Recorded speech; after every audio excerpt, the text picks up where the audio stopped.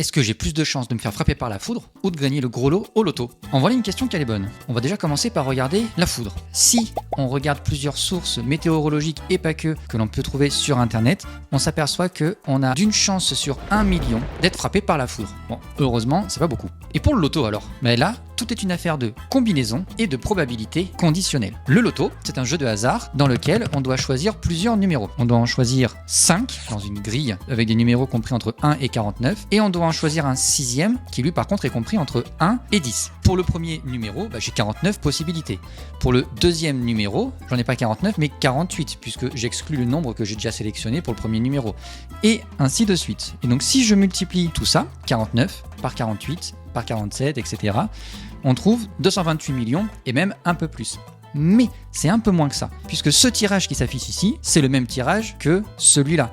Le 45 peut tomber en premier comme il peut tomber en dernier. En fait, on a des tirages qui sont équivalents. Et ça, on en a 120. Donc en réalité, il faut diviser par les 120 possibilités de les ordonner, ce qui donne à peu près 1 900 000. N'oublions pas notre numéro chance, qui est un numéro compris entre 1 et 10. Donc là, il faut multiplier par 10. Au total, on a plus de 19 millions de combinaisons possibles. Ça fait beaucoup.